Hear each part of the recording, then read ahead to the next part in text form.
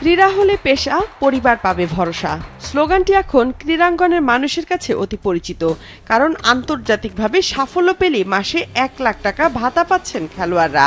এই কার্যক্রমের আওতায় ইতিমধ্যে ৩০০ খেলোয়াড়কে মাসিক ক্রীড়া ভাতা ও কার্ড দেওয়া হয়েছে। এর মাধ্যমে উশু, ইয়োগা এবং ক্যারমের মতো অজনপ্রিয় খেলাগুলোর অ্যাথলেটরাও পাচ্ছেন ১ লাখ টাকা করে। খেলোয়াড়দের মধ্যে উৎসাহ ও প্রতিযোগিতামূলক মনোভাব বাড়াতে ৪ মাস পর পর সাফল্যের ভিত্তিতে তালিকায় আনা হবে পরিবর্তন। এছাড়াও খেলোয়াড় তৈরির পাইপলাইন হিসাবে ৮টি ইভেন্টের নতুন করে স্পোর্টসের প্রথম আসরও শেষ করেছে মন্ত্রণালয়।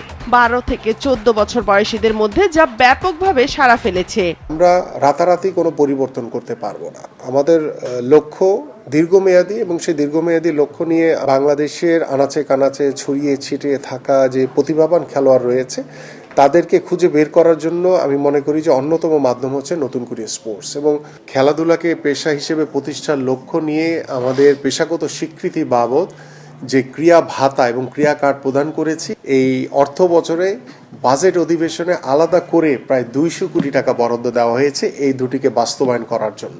২০১টি উপজেলায় আমাদের উপজেলা ক্রিয়া অফিসার নিয়োগের জন্য ইতিমধ্যে কার্যক্রম আমরা বাস্তবায়নের ঠিক শেষ পর্যায়ে রয়েছে। মাননীয় প্রধানমন্ত্রী বগুড়ার প্রায় ২০ একর জায়গার উপরে একটি আমাদের আরাফাত রহমান কোকো ভাইয়ের নামে একটি প্যারা অলিম্পিক স্পোর্টস ভিলেজ তৈরি করার জন্য ইতিমধ্যে নির্দেশনা দিয়েছে। সঠিক প্যাড আর সঠিক তথ্য দিয়ে এসব সামলে নিব এক হয়ে। Monalisa sanitary napkin. আন্তর্জাতিক পর্যায়ে নিয়মিত সাফল্য পায় না বাংলাদেশের ক্রীড়াঙ্গন।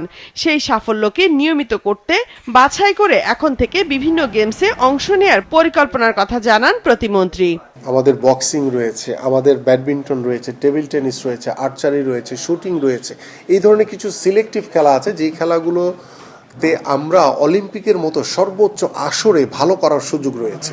এশিয়ান গেমসের পরে আমরা যে সিলেক্টিভ ইভেন্টগুলো রয়েছে সেগুলো বছরব্যাপী তাদেরকে ট্রেনিং সেশনের ভিতরে রাখবো এবং সেখানে আমরা কোচের কোয়ালিটি থেকে শুরু করে তাদের ফিজিওথেরাপি, তাদের পুষ্টিবিদ, তাদের মনোবিজ্ঞানী থেকে শুরু করে সকল ধরনের সুযোগ সুবিধা আমরা নিশ্চিত করব। আগামী ৫ বছর পরে আমরা যাতে অলিম্পিকের মতো সর্বোচ্চ আসরে পদকের জন্য লড়াই করতে পারি, সবাইকে কিন্তু একটা জবাবদিহিতার আওতায় আনার ইতিমধ্যে আমি নির্দেশনা দিয়েছি এবং এইসব ক্ষেত্রে কেউ যদি কোনো প্রকার অনিয়ম বা কোনো বিশৃঙ্খলা কিংবা কোনো প্রকার দুর্নীতির কোনো প্রমাণ আমাদের কাছে আসে তাহলে তাৎক্ষণিকভাবে তার বিরুদ্ধে আইনগত ব্যবস্থা নেওয়া হবে।